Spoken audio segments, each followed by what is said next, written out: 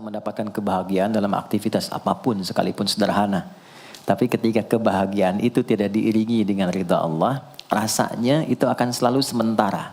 Kita butuh momen-momen baru untuk mendatangkan kebahagiaan itu. Tapi titik poin ketika Allah ridha dengan apa yang kita kerjakan, apa yang kita lakukan, maka Allah akan tanamkan satu cawan yang luas kandungannya, yang bisa menerima setiap keadaan dengan hal yang paling menyenangkan. Apapun yang kita lihat selalu nyaman. Yang kita dapati, kita ridha dengan apa yang Allah berikan. Keadaan itulah yang oleh Nabi itu diungkapkan dengan komen yang sangat simpel tapi dalam isinya. Kata Nabi, ajaban di amril mu'min. Orang beriman itu kalau benar imannya, maka kehidupan itu mengagumkan. Bila dia mendapatkan kesuksesan, dia iringi dengan kesyukuran. Sehingga sifatnya tetap proporsional. Dia sukses tapi ada keseimbangan dengan syukur. Sehingga tidak berlebihan menyalurkan kesuksesannya itu. Dan dengan sifat berlebihan itu hanya memberikan beban pada dirinya. Saya pernah sampaikan kan, di kesuksesan itu identik dengan gaya hidup. Rumus gaya di fisika itu kan selalu F1 banding lurus dengan F2. Apa yang didapat itu yang keluar. Tapi orang tidak boleh lupa bahwa F itu selalu berbanding lurus dengan P. Gaya berbanding lurus dengan tekanan, hukum Pascalnya. Semakin banyak gaya, semakin tertekan hidupnya. Itu bandingan nilai kehidupannya. Nah, jadi gaya itu diperkenankan. Karena itu bagian dari energi. W sama dengan F dikalikan S. Hukum energi kan begitu. Jadi hidup nggak mungkin kalau nggak ada energi. Tapi energi yang terbaik itu akan dihasilkan membawa kesuksesan kebahagiaan ketika ridha Allah tertanam. Saat dia sukses, dia bersyukur sehingga proporsional. Saat dia merasakan duka pun dia nyaman karena punya sabar. Nah, sabar itu mahal. Di Jepang ada banjir, itu bisa minta maafnya luar biasa, tak tahan dia bunuh diri. Di kita banjir bisa berenang. Itu gambaran. Cuma kalau nggak seimbang repot juga. Nah, membangun keseimbangan itu butuh konektivitas yang kuat dengan Allah. Konektivitas itulah yang dalam bahasa agama disebut dengan sholat namanya. Ya. Di pertemuan lalu kita sudah mencakup beberapa bagian dari sholat itu. Tapi saya ingin tekankan sedikit untuk menguatkan. Sholat berasal dari kata wasala atau silatun. Dasarnya kata wasala yang berarti terkoneksi dengan kuat. Terhubung dengan erat. Kita pernah dengar istilah silaturahmi kan? Ya kan? Kalau kita kumpul, bahasa kerennya saya mau silaturahmi kan? Tapi goalnya tercapai nggak? Ya, silaturahmi itu kan dari kata silah. Terhubung dengan erat, rasa sayang dan perhatian. Sehingga parameternya itu bukan saat datang. Kalau datang kita nyapa wajar karena orangnya ada. Tapi kalau berpisah kita masih ingat, masih peduli, masih mendoakan, masih ngontak, itulah silah namanya. Di setiap keadaan kita masih terkoneksi. Keadaan kita yang terhubung dengan Allah. Sehingga di setiap tempat kita diperhatikan. Di pekerjaan kita dibimbing. Di rumah tangga kita diiringi. Sehingga semua berjalan mudah dan membahagiakan. Yang melatih kita untuk terkoneksi sehingga nggak putus dengan Allah, itulah yang disebut dengan sholat. Sehingga goal dari sholat itu adalah membangun konektivitas kita dengan Allah yang kuat. Itu yang dimaksud di Quran surah keempat An-Nisa di ayat 103. فَإِذَا قَضَيْتُمُ الصَّلَاةَ maka jika anda telah tuntas mengerjakan sholat, فَاذْكُرُوا اللَّهَ. Ukuran keberhasilan sholat anda itu ketika anda merasakan konektivitas dengan Allah mulai nyambung. Qiyaman, jalannya ingat Allah. Sehingga kalau orang jalan, bekerja di apapun, saat dia ingat Allah, dia bisa memfungsikan tubuhnya sehingga tidak mengerjakan apa yang Allah tidak sukai. Gak akan mungkin anda melihat sesuatu yang tidak Allah senangi dalam keadaan yang sama anda ingat Allah. Gak akan mungkin melangkah pada tempat yang salah saat ingat Allah.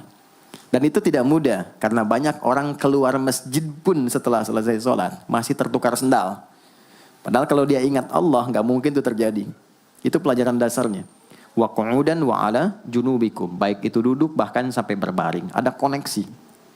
Nah jadi, singkatnya, sholat itu semua gerakannya, semua bacaannya, Dari mulai kita bertakbir sampai kita salam, bacaan yang mengiringi, itu bukan sekedar gerakan hampa makna, formalitas kita bergerak dan berakhir, bukan sekedar membaca bacaan yang tidak ada isinya, tapi semua bimbingan bagaimana kita diajarkan langsung oleh Rasulullah bisa mengoneksikan lewat gerakan dan bacaan itu tersambung kepada Allah, sehingga feedbacknya semua apa yang kita bacakan dijawab oleh Allah.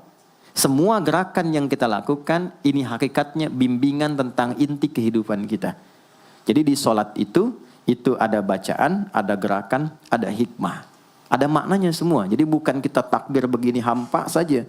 Tidak. Kenapa mesti begini? Kenapa tangan yang kanan menutup yang kiri? Kenapa bacaannya setelah itu ada iftitah, ada al-fatihah? Itu ada maknanya.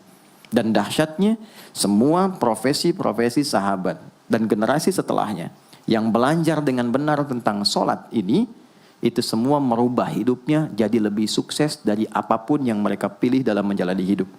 Dan yang paling hebat, itu yang menjadikan Nabi mendapat perintah pertama bukan zakat, bukan haji, bukan umrah, bukan puasa, tapi sholat. Dan perintahnya khusus, spesial, disampaikan dalam peristiwa Isra Mi'raj untuk memberikan pesan begitu tingginya nilai sholat ini untuk kehidupan manusia. Mohon izin maaf bagi teman-teman yang baru bergabung, supaya tidak banyak mengulang, teman-teman bisa cek kembali di pelajaran sebelumnya. Kita kemarin telah selesai di pembahasan iftitah dengan tangan kanan meletakkan di punggung yang kiri, lalu kemudian diletakkan di atas dada seperti ini. Kesimpulannya adalah, saya cepat saja, dari mulai kita bertakbir, kalau ingin terkoneksi dengan Allah, maka fokuskan diri kita untuk tersambung. Buang urusan dunia semua ke belakang. Jangan bawa dalam sholat. Kalau ingin kita tersambung dengan Allah, tepikan yang lain, hadapkan diri kita, pasrahkan. Hanya Allah yang tinggi, yang agung, yang istimewa. Kalimat agung, tinggi, istimewa, itu disebut dengan akbar. Maka kita ucapkan Allahu Akbar. Kita buang semua urusan dunia ke belakang, pasrahkan diri kita, hadirkan sekarang hanya Allah yang agung saja. Itu poinnya. Kenapa problemnya tidak sedikit orang sholat itu sulit menemukan kekhusyuan? Karena dia bertakbir masih membawa dunia. Dia tidak sholat dengan memahami gerakan takbirnya. Dia jadikan sebagai formalitas. Apakah benar? Secara fikih benar. Gugur kewajiban, dapat pahala sesuai keikhlasan, tapi value dari sholat yang mahal itu nggak dapat. Itu poinnya. Buang semua urusan dunia, kemudian tambatkan diri kita hanya kepada Allah. Dan uniknya kata Nabi, di fase itulah setan mulai bertugas yang mengganggu kita, supaya kita tidak fokus untuk memahami dan melakukan apa yang kita baca dan kita gerakan. Ada setan khusus menggoda orang sholat, namanya khanzab. Nanti ada 9 jenis setan yang detil tugasnya itu berada di sekitaran kita. Mungkin satu kali Mas Baim kita belajar tentang fikih setan. Belum pernah ada kan ya? Anda kalau kesini cuma tahu jalan yang lurus, nggak tahu macetnya, nggak tahu lubangnya, sulit menghindarinya. Kebanyakan orang belajar tentang malaikat, tapi nggak belajar setannya. Sehingga nggak tahu setan apa yang sedang memprovokasi dirinya. Di Quran, malaikat disebutkan 88 kali, setan disebutkan 88 kali. Kalau kita cuma dengar motivasinya, nggak tahu provokasinya, kita nggak tahu bagaimana cara menghindari yang ini. Itu poinnya. Khanzab itu, dia menggoda orang sholat, dimulai dari takbir. Jadi kalau belum takbir, Anda bisa merasa fokus apa saja. Nggak percaya silakan. Sebelum takbir tuh bisa siap fokus.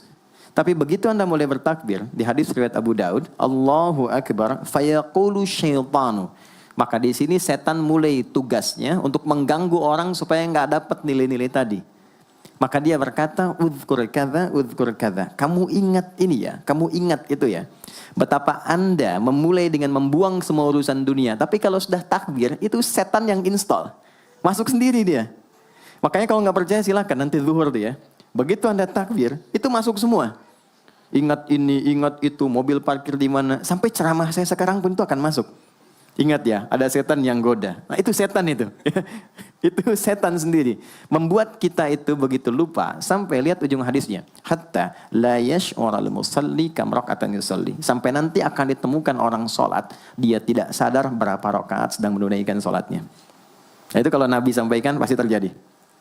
Poin. Untuk kita bisa mengatasi itu, poinnya apa? Quran surah ke-29 dulu, ayat 45. Quran surah 29, Al-Ankabut, ayat 45. Di Islam tuh uniknya begini, istimewanya. Nggak ada satupun ibadah yang hasil kreasi manusia. Semua terukur. Ini dalilnya, alasannya, landasan kita ibadah itu dari Tuhannya ini. Penjelasan contohnya ini dari Nabi. Pakemnya begini, kodifikasi ilmunya seperti ini. Sehingga terjaga sampai kapanpun. Dan tidak ada satupun yang kita kerjakan dalam ibadah, kecuali semua punya landasan yang kuat. Dan hebatnya diterangkan. Ini caranya, ini bacaannya, ini maksudnya seperti ini hikmahnya. Kenapa Anda begini? Kenapa begitu? Hasilnya apa? Ketika seseorang sedang memulai sholatnya, dari awal dia pengen fokus, tapi ketika dia mulai bertakbir, muncul godaan, maka sebelum sholat ditunaikan, Allah sudah ingatkan, Utlu ma uhya ilaika minal kitab. Utlu itu dari kata tilawah.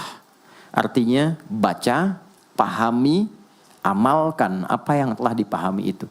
Jadi sejatinya sebelum sholat, kata Allah kalau ingin menikmati sholatnya, ingin tahu value dari sholat dan dihasilkan seperti orang dulu meraihnya, maka jangan kita terfokus untuk formalitas saja. Yang penting benar bacaan, takbir sampai salam terjaga. Betul, sekali lagi, itu menggugurkan kewajiban, formulasinya selesai, secara fikih tuntas, tapi hikmah sholat yang tadi itu kita nggak dapat. Maka yang terjadi apa? Baca dulu, tilawah, utlu, baca, pelajari dulu, sebelum sholat. Kemudian pahami, kenapa takbirnya begini? Kita kemarin sudah belajar. Kenapa tangan kanan menutup yang kiri? Apa maksudnya sampai kita diperintahkan sholat? Bagaimana kemudian saat kita baca Al-Fatihah? Kenapa yang dibaca itu? Apa yang jadi bimbingan dari Al-Fatihah untuk kehidupan kita? Kalau sholatnya seperti itu akan merubah hidup kita. Itu langsung Allah sampaikan demikian. Lalu kerjakan, wa aqimis shalah, tunaikan sholat seperti aku tadi isyaratkan, kata Allah. Inna sholata tanha 'anil fahsya wal munkar. Maka jika engkau menunaikannya seperti itu, sholat akan merubah hidupmu. Itu kata Allah tuh. Minimal mendorong kita berbuat jadi lebih baik. Jadi bukan sekedar menjadikan kita pribadi baik, tapi semua yang kita kerjakan menjadi lebih baik. Itu sholat. Itu yang bisa merubah seorang Jundub bin Junadah yang dikenal dengan Abu Dzar Al-Ghifari. Ini teman-teman, kenapa Ghifar itu viral? Ghifar itu adalah desa pembegal. Jadi semua sekampung begal semua. Sekampung. Pimpinannya namanya Jundub bin Junadah. Jundub bin Junadah. Singkatnya masuk Islam. Saat masuk Islam, secara singkat saja, Nabi arahkan, diajarin sholat. Betapa sholat merubah hidup beliau, jadi lebih baik. Kembali ke kampungnya, mengajarkan, singkatnya apa? Madinah heboh dengan kedatangan tapak kaki, yang ternyata itu orang-orang Ghifar. Sekampung kurang lebih masuk Islam, dan berubah jadi orang baik semua. Merubah hidup mereka. Jundub orang sukses, setelah itu jadi ustadz. Ini mungkin yang menginspirasi judul preman jadi ustadz. Ini tadinya pembegal. Pembegal semua. Sekampung sukses, jadi orang baik, aktivitasnya berubah, lebih berkualitas. Untuk memberikan inspirasi ke generasi masa depan. Bahwa kami dulu pernah begini, dengan sholat kami berubah, kesuksesan kami raih, maka diviralkanlah nama daerahnya. Tambahkan al di depannya, ujungnya tutup dengan i. Maka dilekatkan nama bekennya, kunyah namanya Abu Dzar. Abu Dzar Al-Ghifari. Al-Ghifari itu untuk memberikan kesan begini. Saya ini dari Ghifar. Itu kampung jelek, desa tempat pembegal, tapi Islam merubah. Saya menjadi lebih baik. Sholat mengarahkan saya punya kualitas hidup yang lebih baik. Itu poinnya. Sejak peristiwa itu, orang-orang Islam dari manapun yang bukan Arab, itu selalu melekatkan nama daerahnya untuk mengenalkan. Islam pun sudah sampai ke tempat saya. Buktinya saya menjadi baik. Ada namanya Muhammad, punya bapak namanya Ismail, punya kakek namanya Ibrahim, kakek buyutnya Al-Mughirah, eyang buyutnya Al-Bardizbah, tinggal di kecamatan Ju'fah, kabupatennya Bukhara, provinsinya Khorasan, negaranya Uzbekistan sekarang. Maka karena dari Bukhara, dia kenalkan diri, datang ke daerah Arab, saya dari Bukhara. Rumus yang sama, tambahkan al di depannya, ujungnya i. Maka dia katakan, Ana Al-Bukhari. Itulah Imam Al-Bukhari. Bukan orang Arab. Kita punya guru besar Syekh Nawawi dari Banten. Ana Nawawi Al-Bantani. Ana Ahmad Yasin Al-Padangi. Tapi kesan kota itu untuk menunjukkan Islam telah sampai ke tempat saya dan merubah saya menjadi lebih baik. Kang Baim datang ke Mekah umrah, katakan saya Baim Bong al tanah kusiri. Maka kesan yang dibangun itu telah sampai ke tempat saya, merubah saya lebih baik. Saya Arman al Pondok Indahi misalnya kan, tidak masalah. Itu sah. Dan orang mengenal, oh rupanya Islam telah ke setiap wilayah. Tapi value-nya sampai enggak. Jangan cuma kita katakan saya dari fulan, saya dari tempat A. Poinnya adalah apa yang merubah engkau dari Islam menjadikan engkau lebih baik. Jadi kalau ada orang Islam mengaku Muslim, lisannya tidak lebih baik. Maaf sekali, telinganya mendengar tidak yang baik, perilakunya kurang baik, maka dipertanyakan klaim keislamannya. Sudah sejauh mana saya mendapatkan keberkahan dari Islam itu? Itu yang menjadikan kenapa sholat paling pokok dipaksa kita wajib. Bukan karena sujud rukuknya. Anda tidak sujud pun tidak akan menurunkan status Allah sebagai Tuhan. Tetap Tuhan. Tapi ternyata ada value besar yang dengan kasih Allah diminta kita sholat supaya kita minimal jadi orang baik.